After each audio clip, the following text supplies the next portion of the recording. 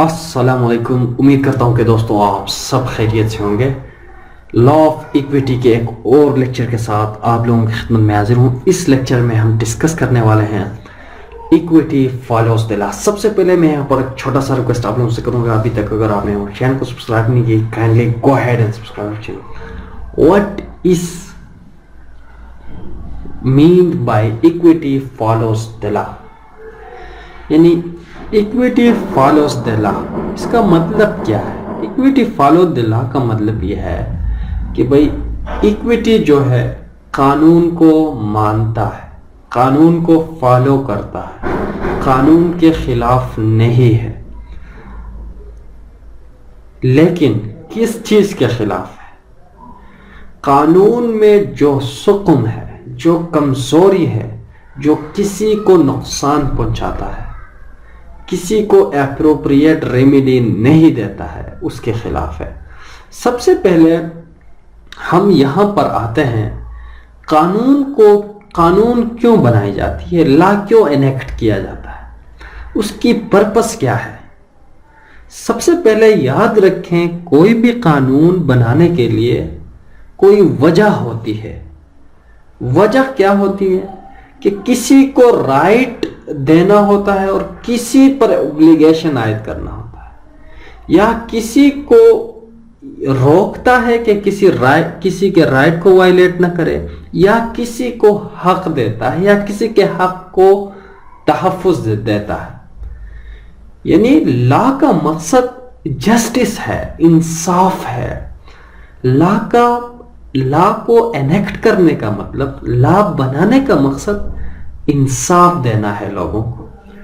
अगर लॉ के अंदर ही कोई ऐसी प्रोविजन हो जो इंसाफ के उसूलों के खिलाफ हो, जो किसी के साथ ज्यादती पर खामोश रहता हो, या किसी को एप्रोप्रिएट रेमेडी नहीं देता हो, तो तब यानी जो इक्विटी यानी कम इनटू एक्शन में आ जाता है और उस खला को पुर करता है।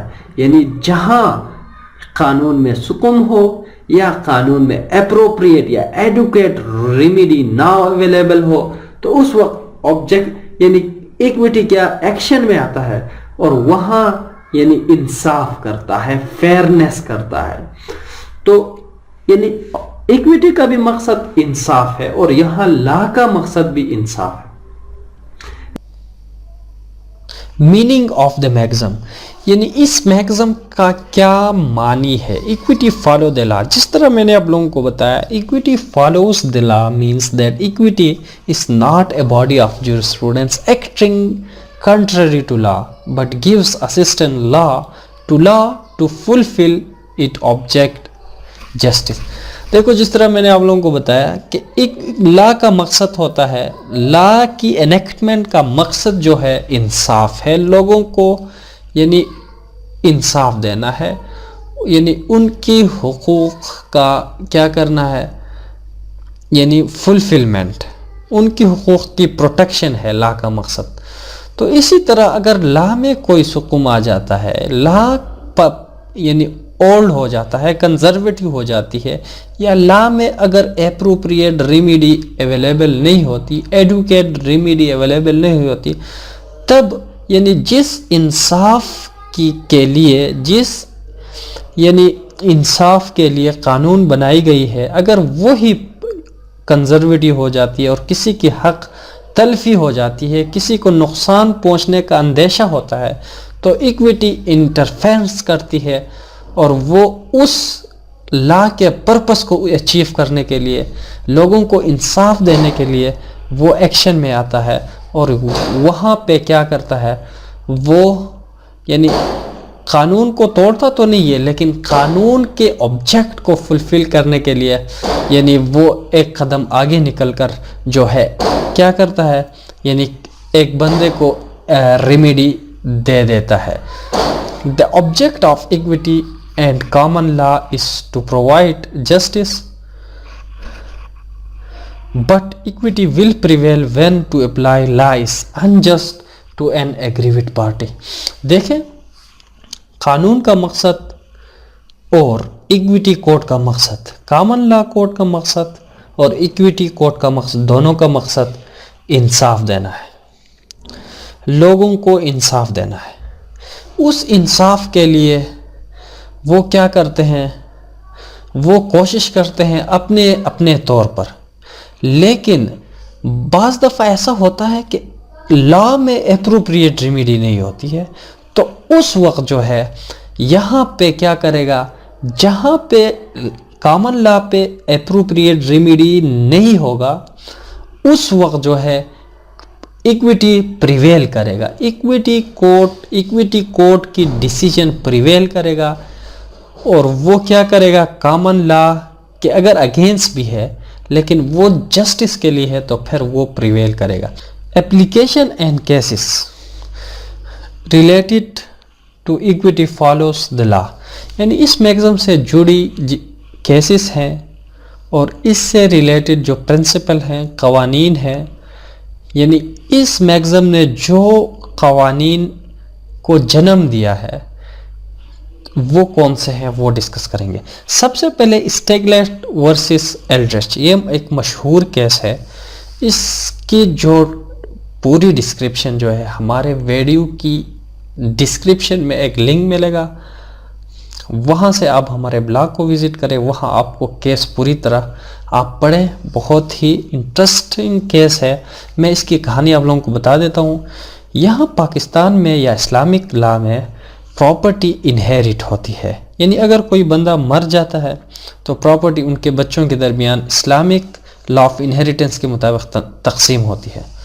لیکن یو کے میں طریقہ الگ ہے، وہاں پہ طریقہ یہ ہے کہ والد جو شخص ہے وہ اپنے بچوں کے درمیان اپنی زندگی میں ہی پراپرٹی کو ٹرانسفر کرتی ہے بائی وے آف گفٹ اور بائی وے آف ول۔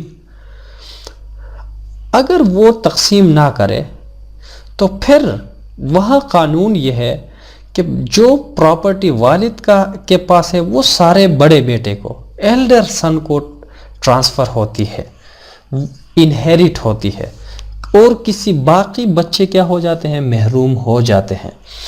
یہاں اس کیس میں ایسا ہوتا ہے، کہانی یہ ہے اسٹیگلیٹ ورسس ایلڈرچ۔ ایلڈرچ یہاں کیا کرتا ہے؟ اپنے باپ سے کہتا ہے کہ والد صاحب آپ اس پراپرٹی کو، اپنی پراپرٹی کو ٹرانسفر نہ کریں۔ ٹرانسفر کرنے کے لیے طریقے، یعنی تکلیف اٹھانا پڑتا ہے، یعنی رجسٹریشن کرنا پڑتا ہے، انتقال کرنا پڑتا ہے۔ آپ کیوں تکلیف کرتے ہو؟ آپ جب پراپرٹی میری، یہ جو ایلڈر سن ہے اسٹیگلیٹ، یہ کہتا ہے کہ پراپرٹی جب میرے پاس آئے گی تو پھر میں ایکولی سب بھائیوں بہنوں میں تقسیم کروں گا۔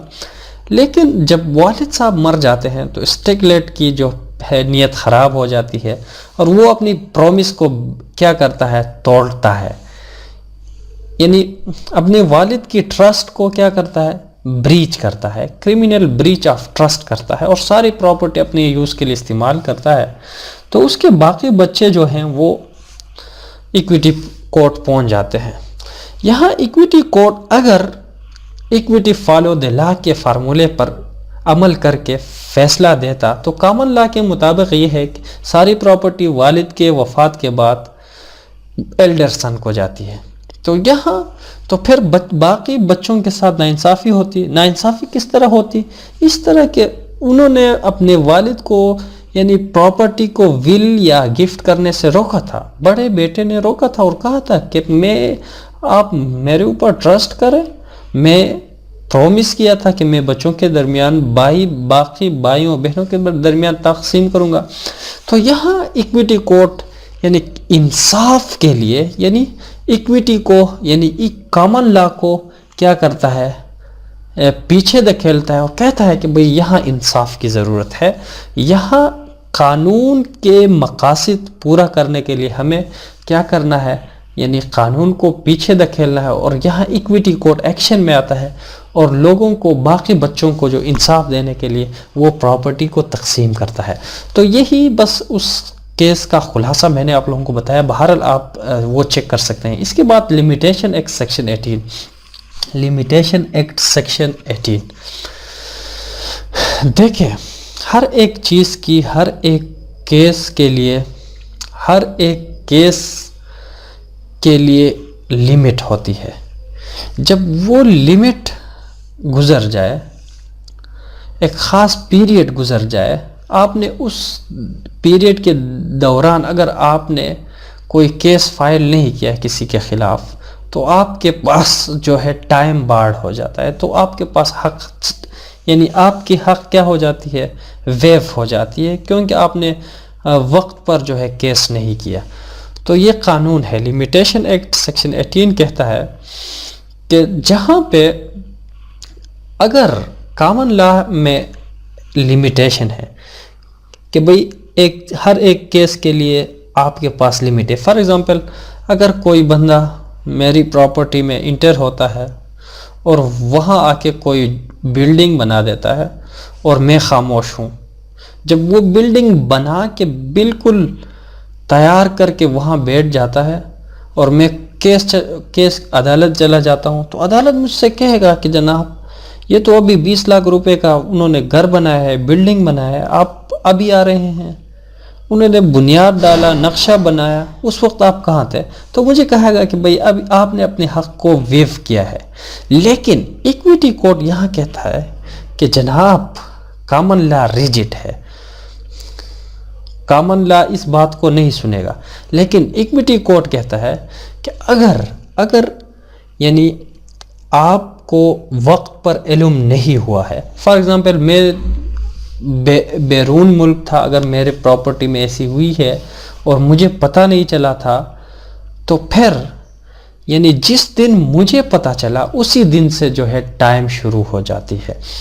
یعنی اگر مجھے آج پتہ چلا تو پھر میرا جو کیا ہے دعویٰ جو ہے وہ میرا ٹائم بارڈ نہیں ہوا ہے، میں اب بھی دعویٰ کر سکتا ہوں.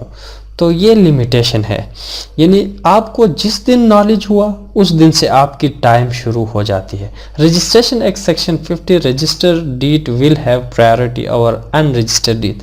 دیکھیں ایک اور اہم بات یہ ہے کہ یہاں سیکشن 15 آف رجسٹریشن ایکٹ یہ ہے کہ رجسٹریشن جو ڈیٹ ہے وہ اس کی پریارٹی ہوگی اور ان رجسٹرڈ ڈیٹ.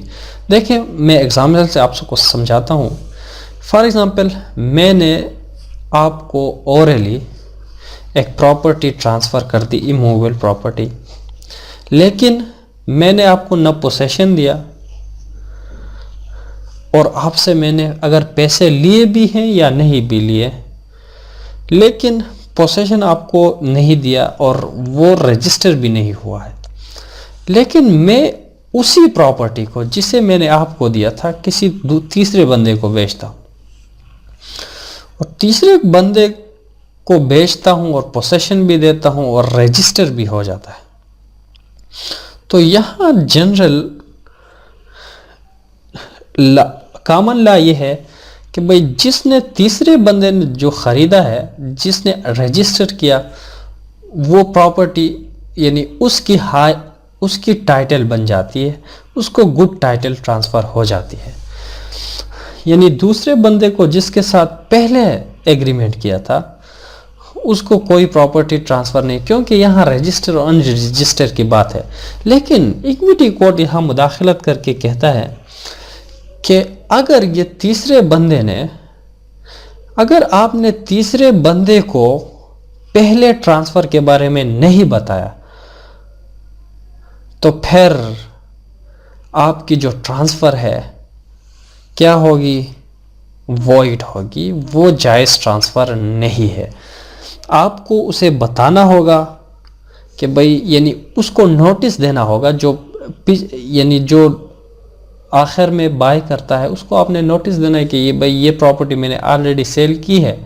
اگر آپ نے نہیں دیا تو یہاں خواہ آپ کا انٹینشن ملیشیس ہوگا، یہاں خواہ آپ کی انٹینشن جو ہے وہاں برے کوئی آپ کا ارادہ برا ہے یا آپ کسی کو ڈیسیو کرنے کی کوشش کر رہے ہیں.